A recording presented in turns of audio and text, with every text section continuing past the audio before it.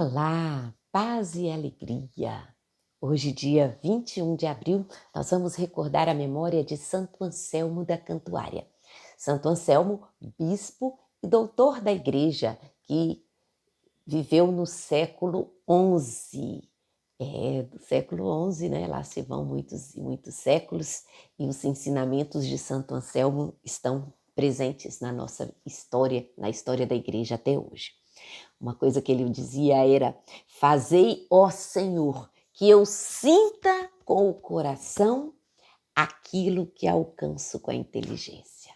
Então ele era um homem muito inteligente, muito estudioso e pedia essa graça, que aquilo que ele estudava caísse no seu coração, que aquilo que ele aprendia fizesse vida no seu coração. Então, que a gente nesse tempo, né, que estamos vivendo um tempo de tanta tecnologia, de tanto estudo, que muitas vezes fica só aqui na cabeça, não cai no coração. Então, que Santo Anselmo venha interceder por nós. Então, Santo Anselmo era italiano, de uma família muito rica, desde cedo manifestou uma vida assim de virtude, queria até entrar para um mosteiro, mas os monges no mosteiro perto da casa dele não aceitaram, porque ficaram com medo, né, da reação do pai, né, o herdeiro entrar para o mosteiro. Então eles se recusaram a entrada dele. E aí ele começou uma vida meio que torta, né, vamos dizer assim, até que com a morte da mãe ele teve uma briga com o pai e andou por esses mundos de Deus até que chega num mosteiro, onde ali ele começa a estudar e se formando.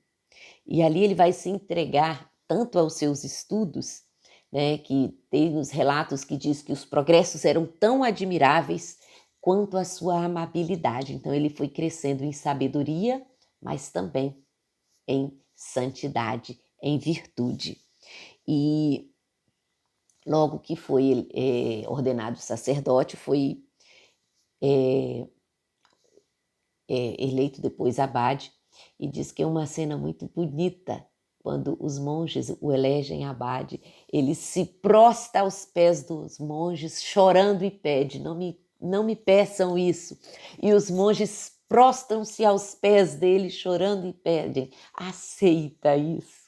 A humildade de todos eles, né? E a gente vê esse testemunho na vida de Santo Anselmo.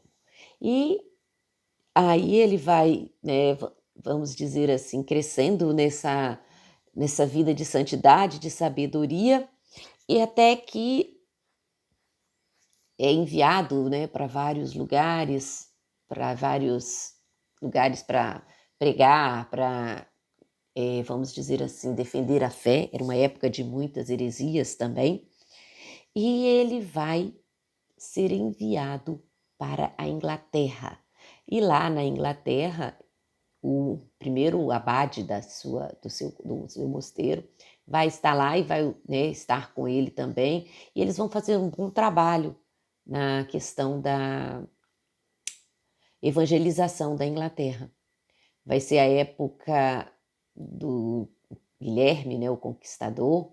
Depois a gente vai ver vários sucessores, uma briga muito grande entre a igreja e o poder civil, né, porque o rei queria interferir muito e interferia muito na vida da igreja. Era um tempo muito complicado para a igreja. E aí a gente vai ver que no período, né, do Guilherme II como rei, ele dizia, né, que ele temia a Deus muito pouco e nada aos homens. Então era esse homem que tentou de todas as formas destruir a igreja. Mas nesse período o Santo Anselmo vai ser eleito arcebispo da Cantuária, e ele não vai permitir. Ele não permite porque ele não aceitava, né, a pregação, o amor com que ele